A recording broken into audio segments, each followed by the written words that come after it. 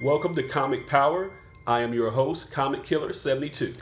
This segment today is called Wicked Wednesday. If you didn't know, Wednesday is the new release for new comics that come out every week. These are my recommendations for the best books to pick up on Wednesday. I will also name one book to be the speculation pick of the week. And don't forget, I have some key issue comics for sale that are graded by CBCS. I have a special 10% off sale going through January 16th. For more information, see my video from January 6, 2017 or down in the comment section at this video. Monsters #1 and Avenging Spider-Man #9 have already sold. Now, let's get into this week's new comics and start with DC. First up is Action Comics number 971. I admit I haven't been following Action Comics lately, but I've been missing a lot and you have too. That's some pretty dark imagery for a Superman comic. This is part of the Men of Steel storyline in which Lex Luthor gets put on trial. For this storyline to make sense, you have to go back and start with issue 967 back in November. Both Action Comics and Detective Comics are building up to issue 1000, which they should hit around summer of 2018. So you should be paying attention to both. It will be a major event. Next up is All-Star Batman #6. After Scott Snyder's great run with the New 52 Batman, this is the title that will allow him to do whatever he wants with the character, which he has earned the right to do. In this issue, Batman travels to Alaska to confront Mr. Freeze. Hey Batman, it's kind of cold in Alaska. Don't you need some more Oh, shut me up, because I'm Batman. Oh yes you are. Next up is Deathstroke #10. This is the title that is written by Christopher Priest. He was the guy who redefined Black Panther in the late 90s. He's doing that for this character now. Deathstroke has been confirmed as the villain in the next upcoming Batman solo film, so get on board now. Next up is going to be Justice League Power Rangers #1. This is DC in accordance with Boom Studios. These two properties are two of the most popular teams in fantasy fiction ever. So this is guaranteed to sell a gazillion copies. And of course, there's going to be a trillion variants. So find your favorite, but like I always say, don't pay more than $10 for a variant that just came out. Next up is Wonder Woman #14. This is the conclusion of the year 1 story arc, and here she is with Steve Trevor by her side as she faces the god of war and embraces her destiny as Wonder Woman. This Nicola Scott art looks fantastic. There's also this very attractive variant by Jenny Frison. They are both exceptional. You can't go wrong with either copy. Next up, let's see what Marvel is up to, and that's going to be all new Wolverine #16. This looks incredible. They are channeling the original Wolverine in the Weapon X storyline by Barry Windsor Smith. There's a variant for this, but you really don't need that. This regular A cover looks fantastic. It's gonna fly off the shelves this Wednesday, and I'm just hoping and praying that Fox doesn't ruin the X-23 character in the movies. Next up is Miss Marvel #14. This character doesn't have much of a rogues gallery, so they're introducing new characters like this new villain shown here. Marvel has big plans for this character, so do not be sleeping on her title. My prediction is she will appear in the Captain Marvel movie in 2019, not yet powered up, and then they'll give her a TV show on ABC Family that will have a lighter feel than the movies and a lot funnier. Next up is the speculation pick of the week. And that's going to be Spider-Man #12. And first of all, let's clear up some confusion. The original Spider-Man, Peter Parker, headlines the title Amazing Spider-Man, and Miles Morales, shown here, headlines the title simply named Spider-Man. And here he is lip-locking with Spider-Gwen. Ain't that cute? People are really feeling this because the 1 in 25 variant just went from 10 to 20 to 30, now selling at $50 pre-sale, and it's still rising. Unfortunately, I had to be a wet blanket about this because these characters are not supposed to meet. Peter Parker, Spider-Gwen, and Miles Morales existed in alternative universes, but these characters proved too popular not to meet, so Marvel came up with a plot device called the Spider-Verse where they can crisscross alternative universes and make stuff like this happen. It's cheating at best and lazy writing at worst, but what are you gonna do? Marvel already killed off the Ultimate Universe, but found a way to bring Miles Morales out of that into the main 616 universe, confusing the hell out of casual readers. Marvel really needs to get their continuity back, but issue 12, I recommend it for the curiosity factor. Will Gwen and Miles have a real relationship, or is it just a gimmick to sell comics? We'll see. Next up is our report on independent comics and small publishers.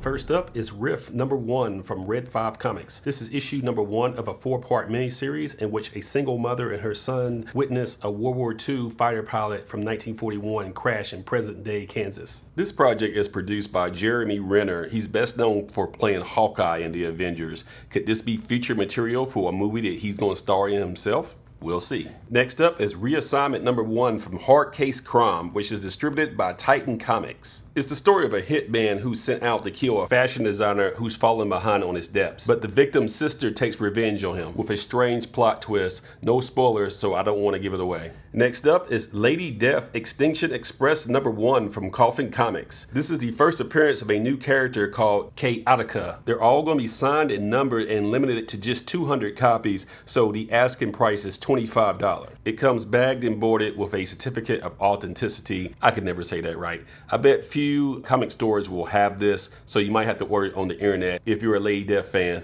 Next up is Die Kitty Die #4 from Chapter House Comics. This is a spoof about a comic about a comic, so they're going full meta on this. If you're saying to yourself, hey, this looks a lot like Archie, it's because the artist and writer Dan Parent and Fernando Ruiz both worked on Archie previously. Die Kitty Die #1 was the speculation pick of the week for October 19th, 2016. So go back and watch that again if you want more plot details. Next up is Mega Princess #3 from Boom Studios. A great story of empowerment if you have a young daughter. This is issue 3 of a 5-part miniseries. Next up is Shekhar Kapoor Devi Rebirth #5 from Graphic India. This publisher was started by Indian Americans with a focus on Indian characters, and I must tell you, it is supremely underrated. Their artwork and writing, paper quality is superior. If you are a fan of Raven from DC Comics or the Scarlet Witch from Marvel Comics, this title features a character that's similar to those other characters. You'll probably find issue #1 of this in the dollar bin where it does not belong. It's really good. Next up is Red Sonja #1 from Dynamite Entertainment. She's out of the Conan universe and a favorite since 1973.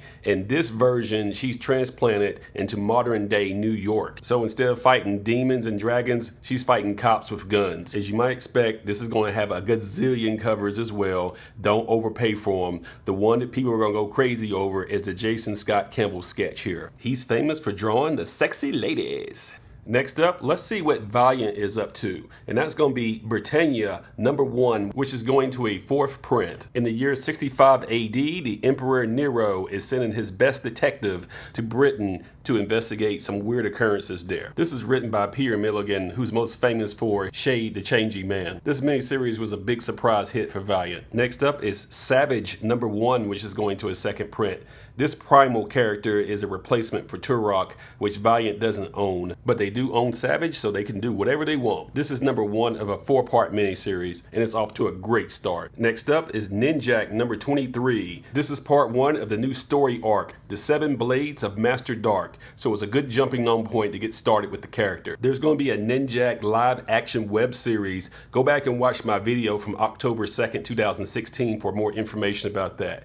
As for the big bad Master Dark, he's one of the most notorious villains in the Valiant universe. Think of Doctor Strange's power set, but evil. Matt Kent, the same writer who's doing Divinity, is also writing Ninjak, so you know it's going to be an adventure ride. The first appearance of Master Dark is in Shadow Man #8 back from 1993. Find it. Before we close, let's see what Image is up to. They always have some awesome titles. First up is God Country #1. You should always pick up an Image #1 because you never know what's going to blow up. If the creative team is not A-list, it's usually going to have a print run of less than 20,000 copies. So if it becomes a hit, it's going to be underprinted and go up in value. And that's the hard part, predicting what's going to become a hit.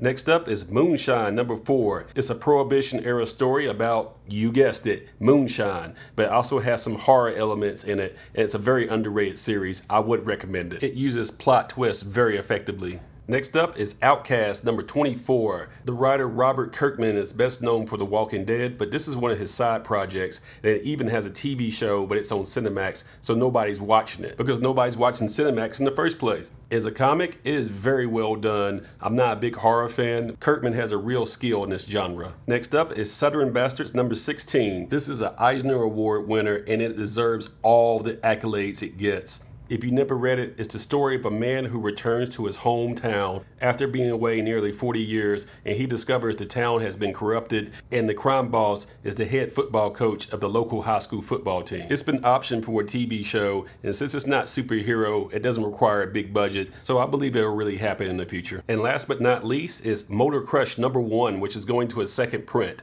This book barely missed a cut from being the speculation pick of the week because it came out the same week as Dr. Aphra. I was more than excited for this book. This is a Babs Tarr project. After redefining Batgirl, she's moved on to Image with her writing partner, Brandon Fletcher. And issue number 1 was a thrill ride. We got right into the character. Also, number 2 first print drops this week, and the advanced preview says our hero must put her life on the line to save an old flame. Our hero is a woman, and her love interest is a woman. So this is a black female lead character that's also a lesbian or bisexual. I don't think that's ever been done in mainstream comics, so that's a new first. If that sounds great to you, you should be reading this book. That's about it for today. Thank you for watching Wicked Wednesday, where I review all the new comic books for New Comic Day. Be sure to follow my blog at comicpower.net. On social media, follow me at facebook.com/comicpower.net and comicpower-universe.tumblr.com. And don't forget twitter.com/comicpowersub. I also sell comics on eBay at this link. This is Comic Killer 72 for Comic Power saying bye-bye.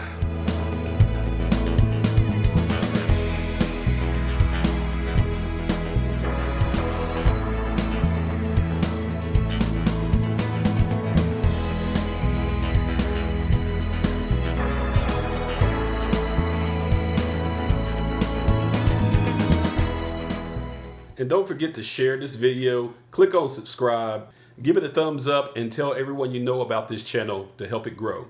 Thank you for your support.